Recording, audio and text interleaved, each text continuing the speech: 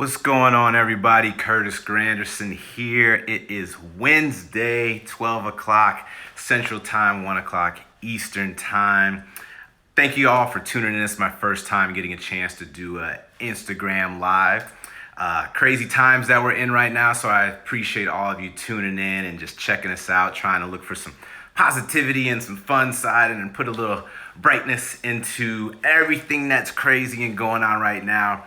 Today is also Jackie Robinson Day. You see my man Jackie on the backside sliding in safely in the home. That's actually Yogi Berra out there putting the tag on him. Yogi said he was out. Jackie, of course, said he was safe, and the umpire said he was safe. So April 15th, Jackie Robinson Day. If everything was all good and all normal, baseball would be being played, and all the players in Major League Baseball would be wearing the number 42. It was one of my favorite days of the season, and I got a chance to wear a 42. The man Jackie was able to break the color barrier, got in there and allowed players like myself and players from Japan and Mexico and Venezuela and all throughout the world to get a chance to play this great game. So thank you, Jackie. Also to everyone out there, if you didn't know, this would have been Jackie's 100th birthday. So when you get a chance, shoot a birthday shout out to my man, Jackie Robinson, who did awesome stuff. Also, for everyone out there that's listening and tuning in, if you didn't realize, we've taken my Grandkids Foundation and our Grand Giving Initiative and focused all our efforts towards the COVID relief funds right now by partnering with our existing partnerships such as the Greater Chicago Food Depository, Gleaners Food Bank in Michigan, Food Bank in New York, No Kid Hungry, and many others that are needing your help during this time. So all our efforts and all the proceeds that we're receiving are going to help those existing partners and other partners at this time. So we thank you for that. And just something to keep in mind in regards to that, typically when you have some sort of natural disaster like a hurricane or a tornado or an earthquake, one of those food banks that's in that part of the world typically can get help from the other food banks. But unfortunately, since everybody is being affected right now, all the food banks are being kind of strapped and needing as much help and assistance as they can.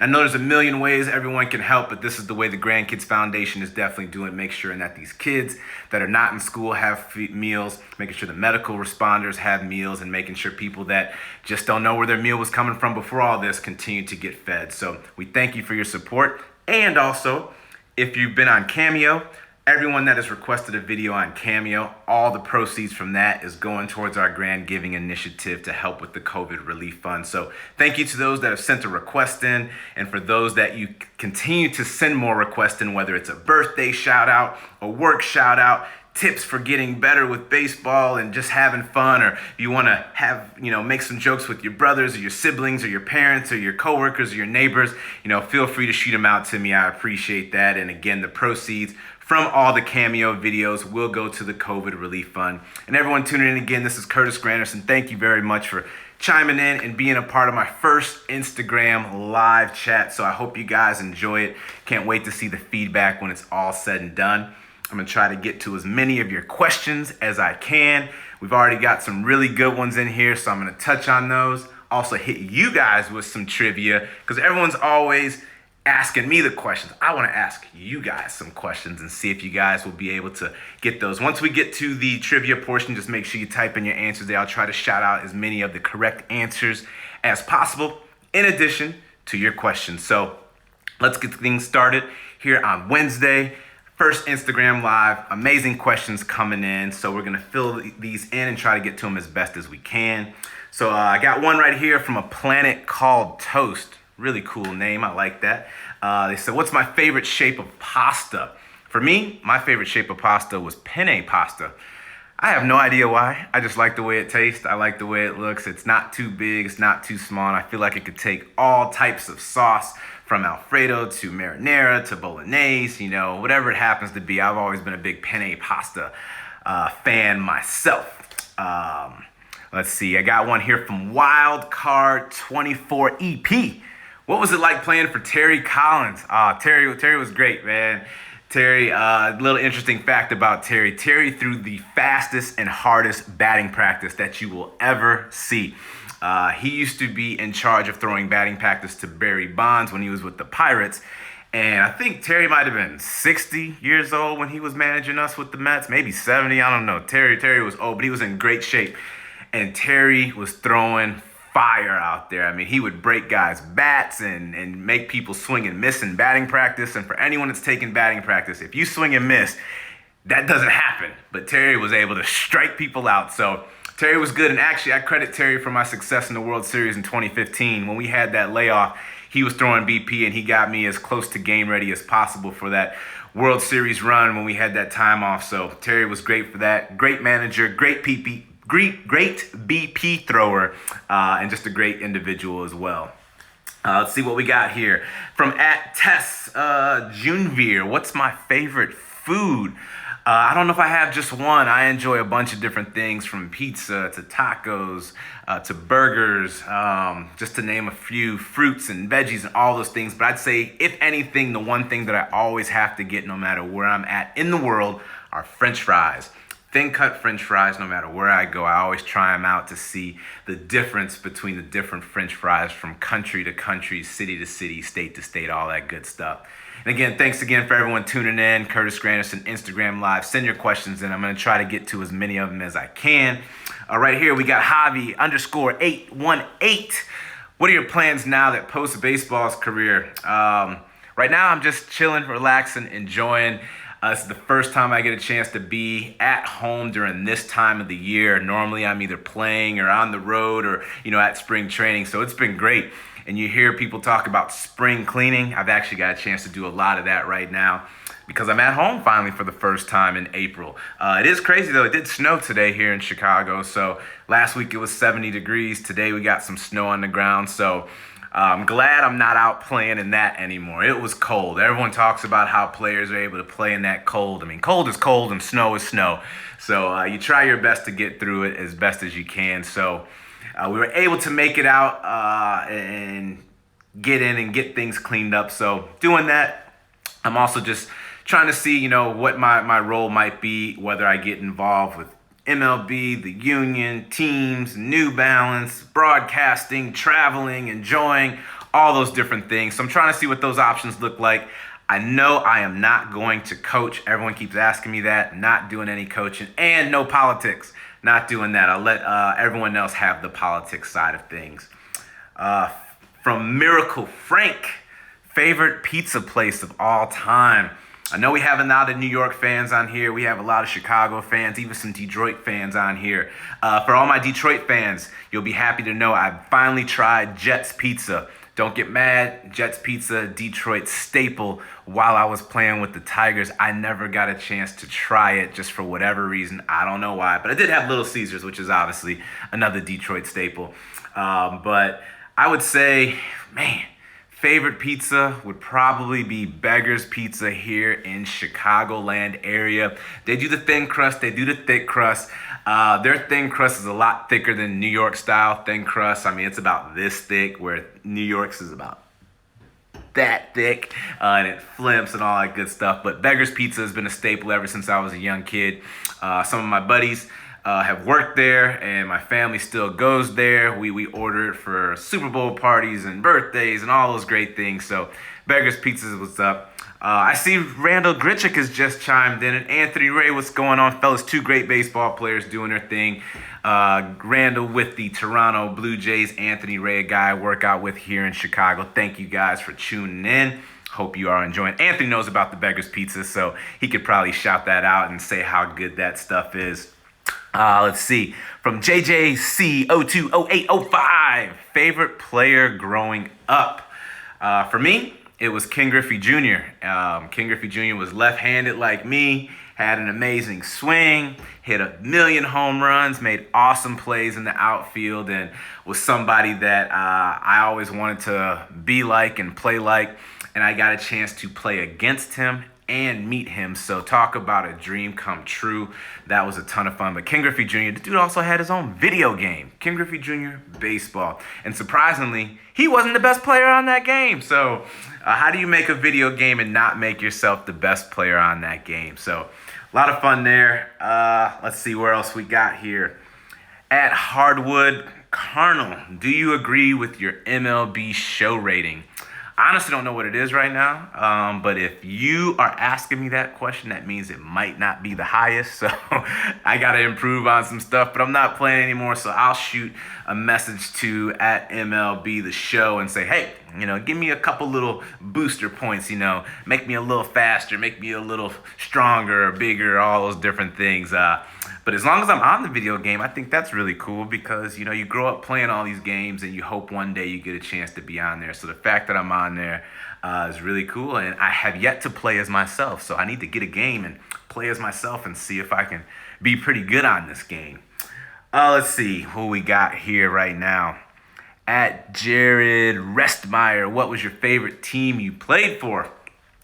This was interesting because I played for 7 teams. I mean, who would have thought, that I got a chance to play for the Tigers, the Yankees, the Mets, the Dodgers, the Brewers, the Blue Jays, the Marlins, East and West Coast, international, all over in the Midwest. It's been a ton of fun. But I'd probably say the one that has the most special moment to me is the Detroit Tigers, because that's the team that gave me my start.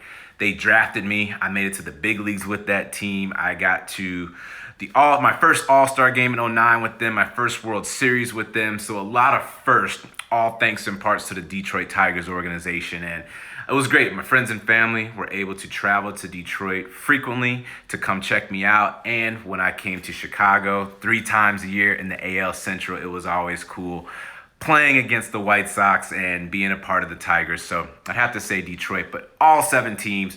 Loved it. It was a great experience. Had a great time playing everywhere, and wouldn't have asked for a better script when this was all set if I had to rewrite it all over again.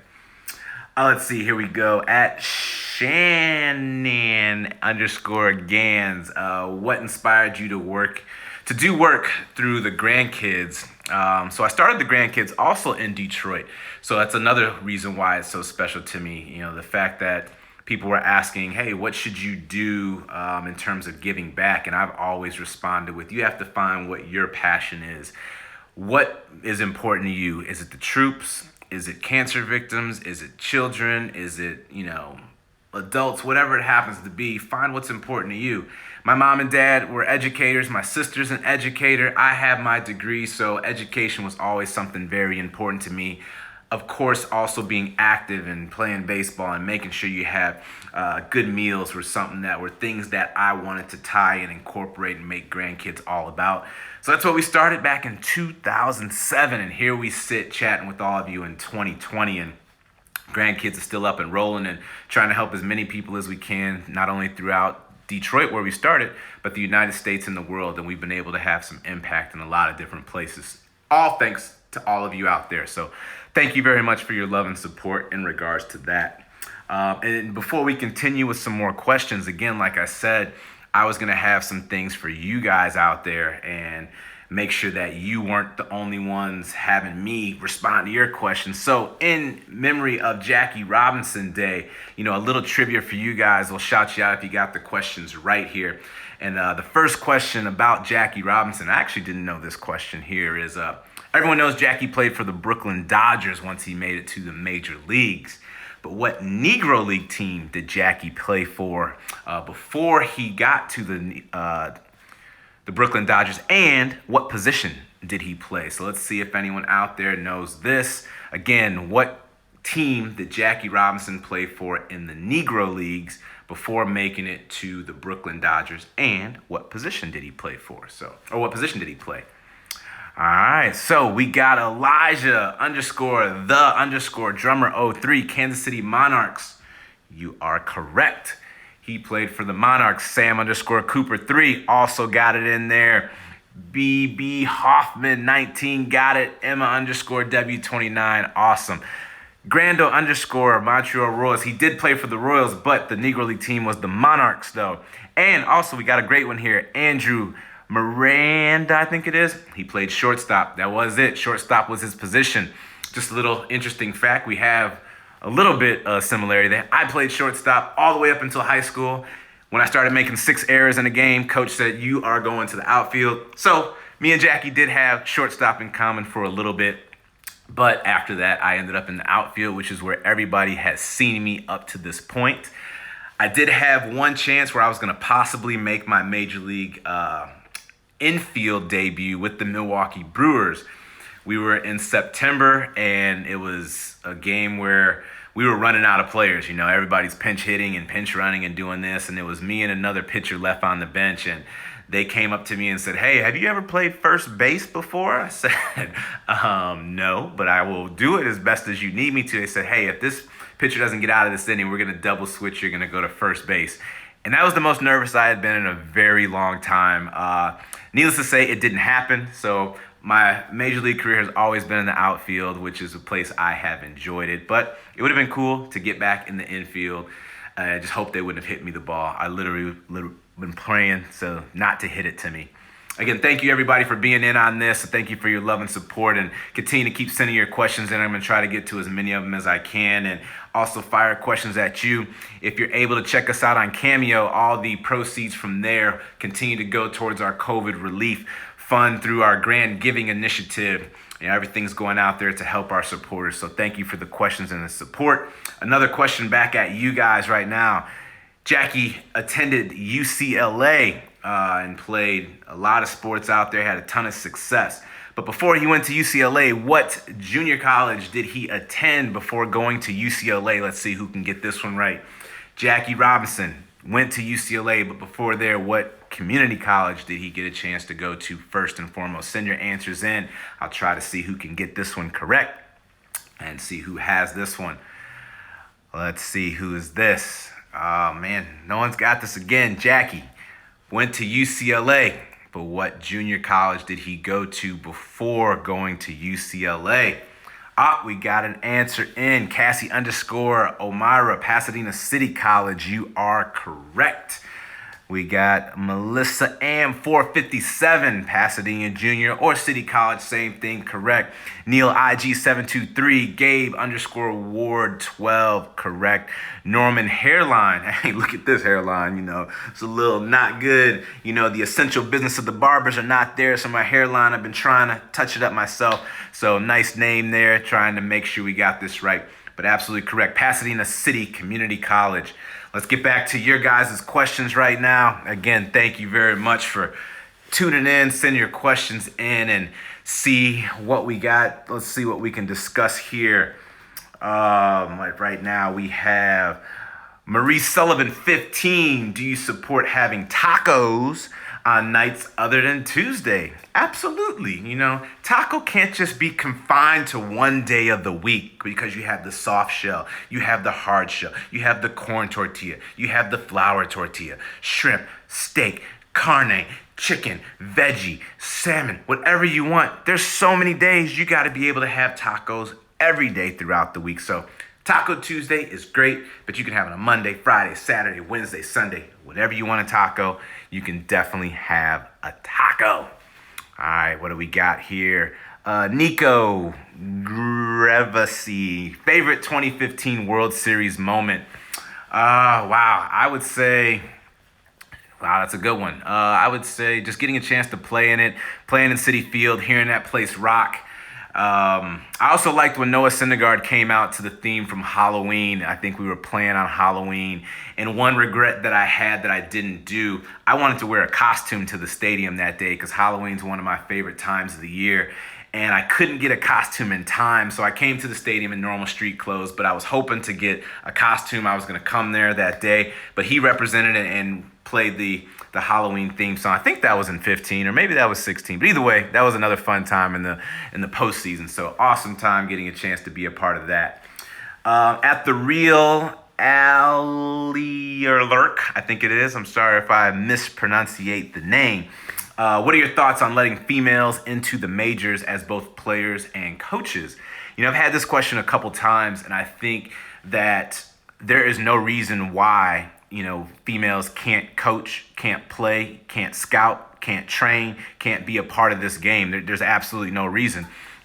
There's so many statistics and analytics and formulas and equations to the game right now. As long as you teach people this and let them know it, they can go out there and do it. I mean, look at a lot of the general managers right now. Most of them have not played baseball, but yet they're in a position of control. So if you add in women that enjoy the game, that know numbers, that know formulas, whether they've played softball or played baseball themselves, why wouldn't they be able to be in there participating and training and coaching and even playing? I mean, if you have the baseball and you're pitching and you can make people swing and miss, you can play. If you have your bat and you can swing and make contact, you can play. If you can field it when it's caught to you, you can play. So as long as you get a chance to do all those different things, why wouldn't a female or someone old or someone young or someone big or someone small or tall or short be able to play this great game of baseball, which is another reason why I enjoy it so much, because anyone can play it all the time.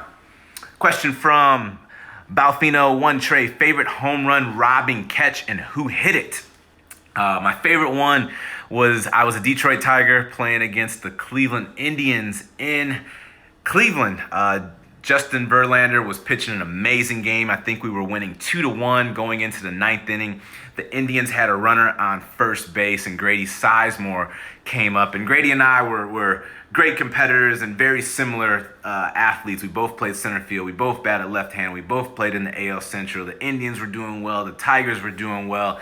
So it was always good to go up against each other in that regard. And Grady hits a ball to my left in center field, and I'm able to get a beat on it. And I remember Kenny Lofton climbing up the wall, grabbing it and bringing it back. And I tried to do my best impression. Did it, caught it, got it in. We end up winning the game after Verlander gets the next out. So a complete game for Verlander. We win 2-1. Grady Sizemore would have had a walk-off home run right there if it would have got over my glove. So I think that was probably a really cool one to get a chance to rob and be a part of. So that was definitely a fun one there. Let's see what we got here. Hold on.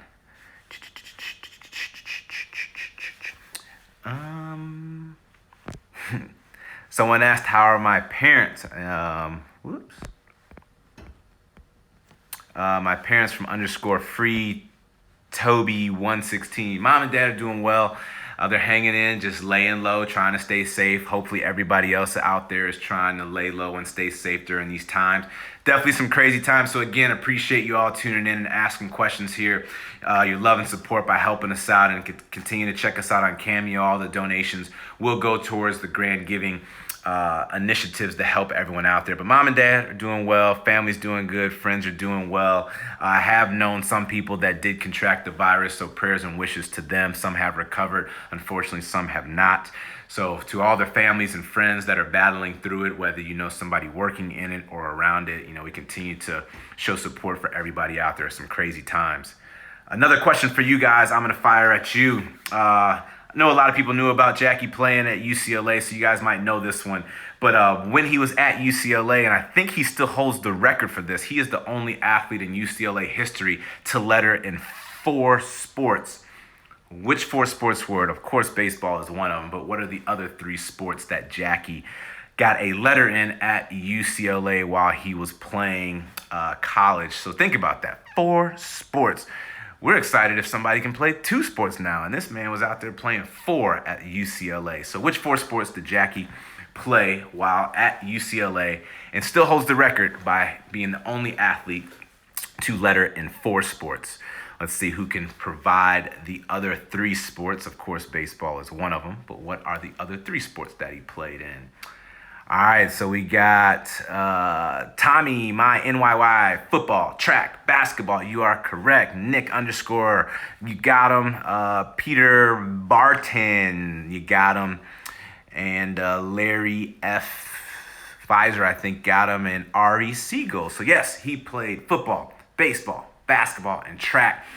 To parents out there, to kids out there, Jackie was arguably one of the best baseball players. This guy was an NL Rookie of the Year, an MVP, a World Series champ, a Hall of Famer, played amazing baseball, but he also played those other sports.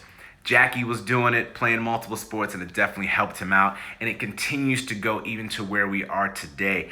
Great players such as Michael Conforto, Jacob deGrom, Jackie Bradley, D. Gordon, Mookie Betts have all played multiple sports, and these are all amazing players. So kids, parents, coaches, trainers, play as many sports as possible, and take advantage of this time right now because we can't always get outside. So if you have some siblings or family members, get the little soccer ball and play around the house. Practice throwing the football to each other inside the house. Again, don't break anything.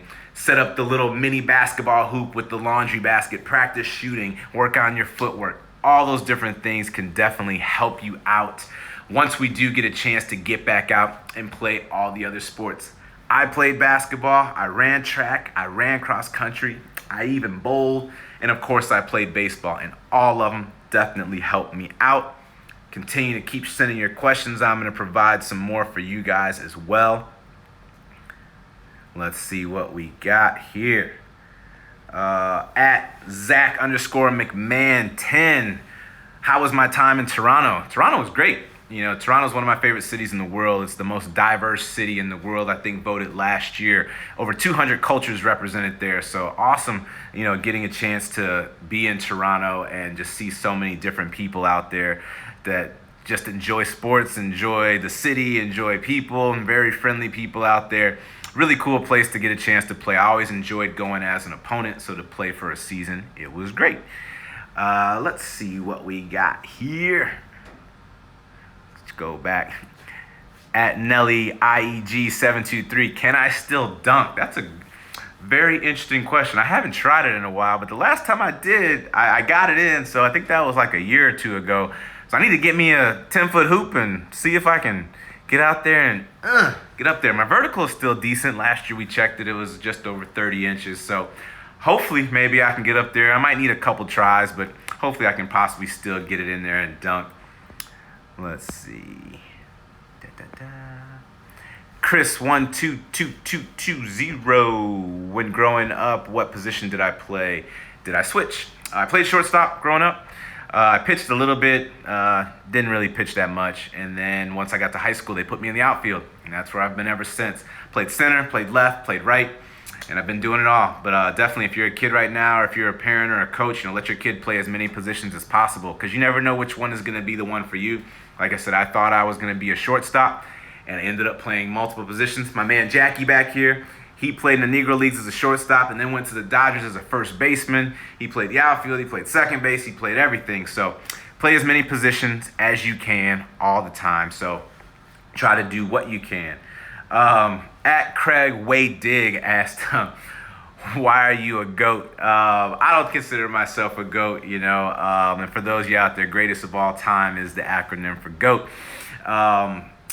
I just enjoyed playing, and I've been blessed to be able to play for a very long time. There are some other GOATs out there, like my man Griffey, like my man Jackie, Jeter, a guy I played with.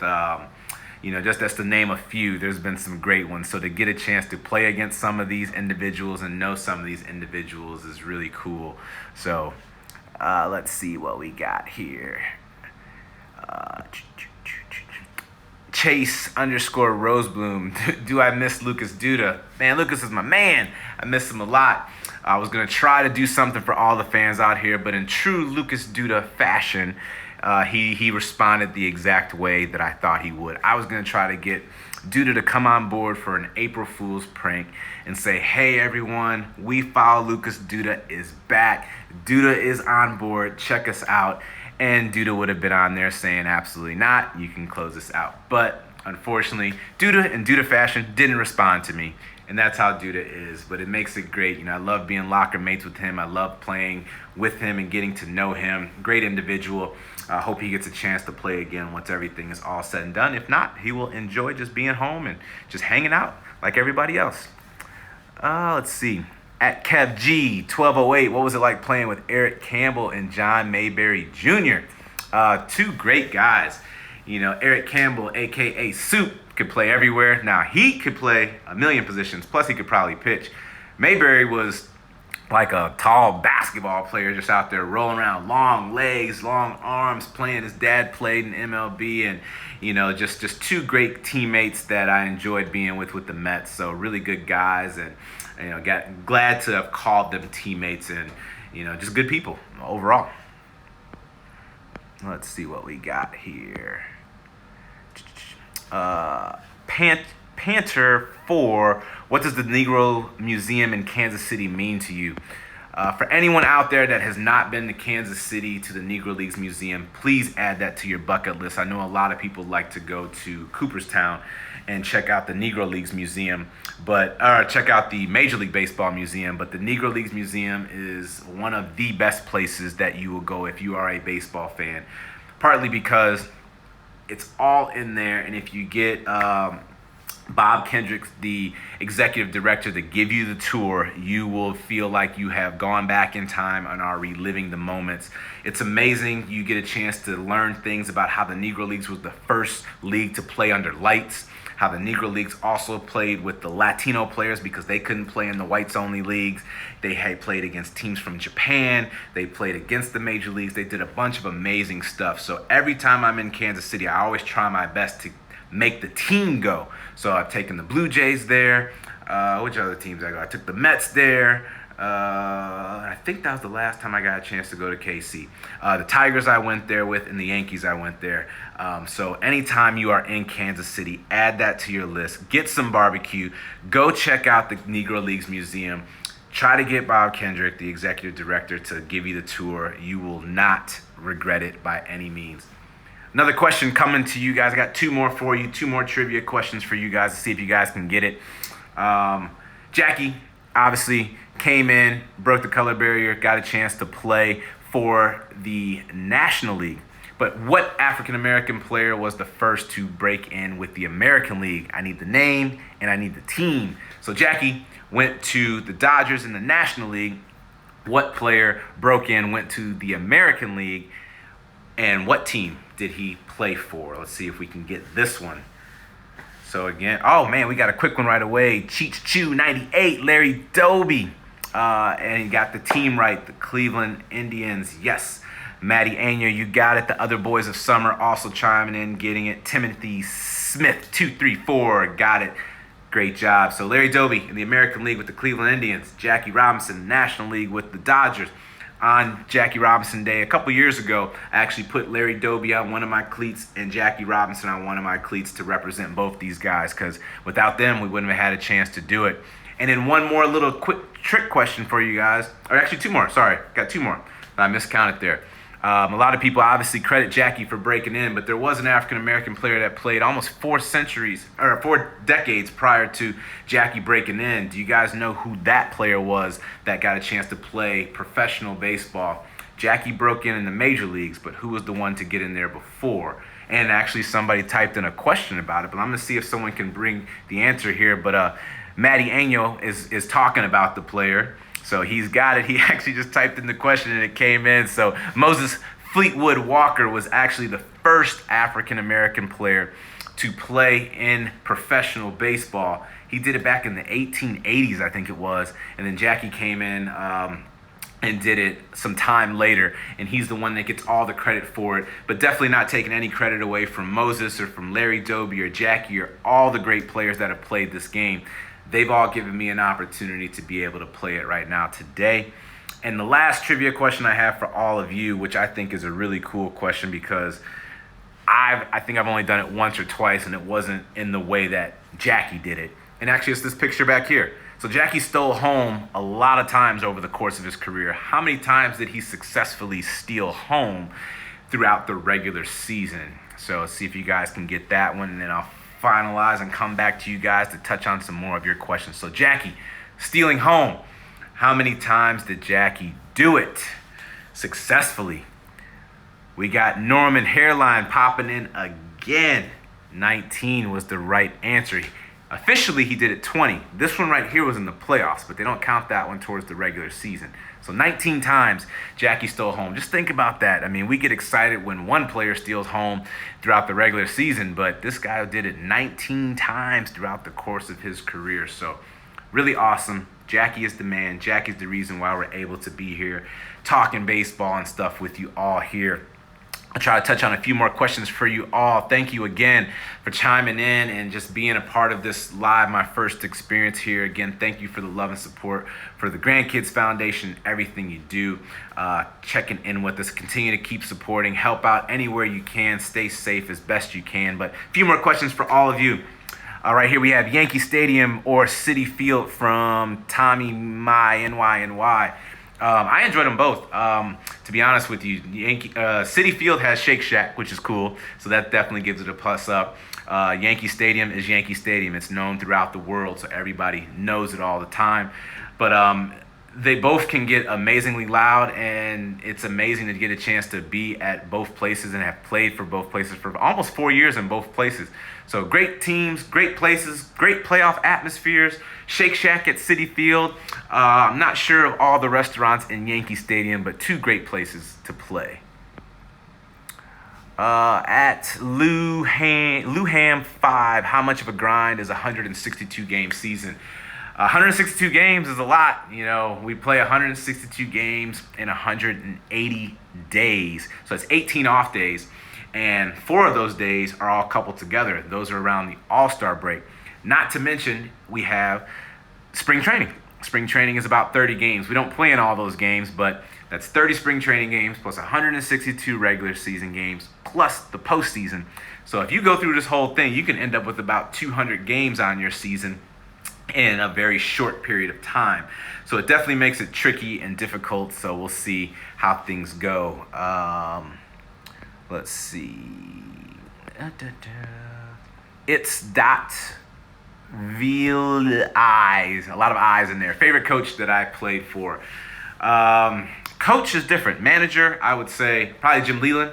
Jim Leyland, again, with the Detroit Tigers, where everything started. Jim Leyland would yell at everybody, which was great. He didn't single anybody out. Then he'd follow up by a joke, and then he would also sing. So Jim Leyland was great. He treated everybody with respect, whether you were a rookie on that team or whether you were making $30 million.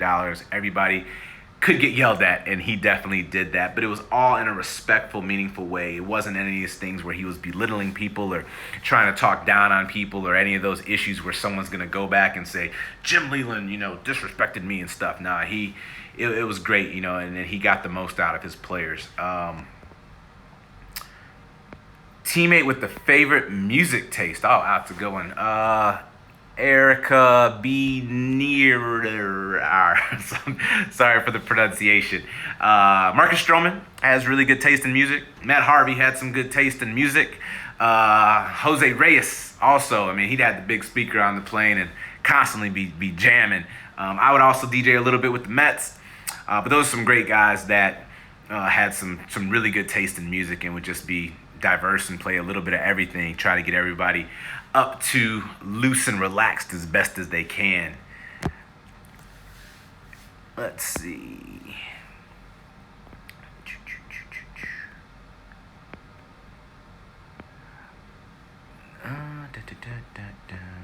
Jack White 42. Do I miss Detroit? I miss all the places I played. Detroit was great. Like I said, I was able to be there and do so many things there. Interesting story. I was actually looking to buy a place to stay. My second home, I was going to buy a condo out in Detroit. And then a few weeks later, I got traded. So I was planning on making Detroit my second home. But in that offseason of 2009, I got traded to the New York Yankees. And luckily, I did not buy that place. But I was really close. I was about to buy it. At Mike Silver 33, who is the best pitcher that I faced? Best, meaning most difficult for me, was Scott Downs. I couldn't stand facing Scott Downs. And I actually got a chance to talk to Scott Downs with the Blue Jays. He was back there, so I did not like facing him. In terms of statistically, who are probably some of the best guys I faced, CC Sabathia's up there, 6'8", left-handed coming at you. Andy Pettit's going to be a guy. Mariano Rivera's a Hall of Famer. Got a chance to face him. Really cool one for me. I was a Braves fan, so I got a chance to face Maddox. I got a chance to face Glavine. So that was really cool. So definitely some good guys in that regard. We'll wrap up with 2 more questions here. Again, thank you all for tuning in. This is absolutely amazing. My first Instagram Live. I hope you all enjoyed it. Again, thank you for the love and support for grandkids over the course of my career. Look forward to seeing you all in so many different ways. Trevor.Brigham, do you think Matt can make a comeback, the Dark Knight? So I'm assuming he's talking about Matt Harvey. Well, Matt's still playing. Last he played with the Angels, last I checked. I mean, I'm not sure if he has signed with the team right now, but Matt Harvey has good stuff. If you could pitch and throw strikes, you got a chance to play. And I've seen some stuff that he's posted on social media that looks like he's still working and working hard. And that's the big thing to not only him and everybody else. Continue to keep working. Derek Jeter said, man, I'm not going to let anybody outwork me. So, as long as you continue to do that, you're giving yourself the best chance possible to be able to succeed. So best of luck to Matt, and hopefully he gets a chance to get out there. Let's see. Let's finish up with one more here. Let's see. From Tony Garcia _0109, when you became pro, what was the first thing you did? So 2 parts. When I got drafted in 2002, that's officially, I guess, becoming pro, because I was close to signing my contract there. I was at home. I was there. One of my buddies, he came over. Joe Lacey came over. My dad had just got home from work, and we were out playing catch in the middle of the street, of all things. I'm not sure why, but we were doing that. So I did that, and this was at a time when AOL dial-up was the big thing. So that's how I was following the draft. And I actually didn't hear my name be called because, my speed was slow. So I got drafted, and about 15 minutes later, I got a phone call saying I was selected by the Detroit Tigers. So I was like, oh, Detroit Tigers, awesome, congrats, And then I went outside, played catch, and sooner I was getting a chance to start my career there. Now, once I made it to the big leagues, that actually happened when I was in AA 2004. I was in Erie, Pennsylvania. We had just finished up the playoffs. I got eliminated from the playoffs, and normally every time I just throw away my cleats, my gloves, my everything, because it's been worn out. So I did that, and then our minor league coordinator called me into the office and said, hey, Grandy, you're going up to the big leagues. I said, okay, well, I got to go back to the trash can, pull all my stuff out, because I need something to play with once I get to Detroit. So first time played catch, second time I rummaged through the garbage. So not the most exciting things, but those are the first things I did once I found out. Thank you all for tuning in. I really appreciate this. I hope this kind of put a little bright spot in the middle of your week throughout all this craziness out there. Thank you for the love and support. Thank you for the questions. Thank you for submitting. Thank you for supporting. Be safe out there, everybody. Stay at home as much as you can when needed. I got to make a grocery store run, so wish me luck when I do that. I try to keep my social distance, get my items, come home, prep them all up, get them clean, and then try to do everything I need to stay safe and get through these times. So stay positive, everybody. Things will get back to normal sooner than later. All the best to everyone out there. Enjoy Jackie Robinson Day, April 15th. Another great thing, we don't have taxes now. They pushed all that stuff back. So again, Jackie's still rolling and going strong. Taxes got pushed back. So all the best to everyone out there. Tune in. We're going to continue to keep doing some amazing things throughout this, and just continue to try to keep fighting and helping everybody out. So all the best to all of you out there, and stay safe.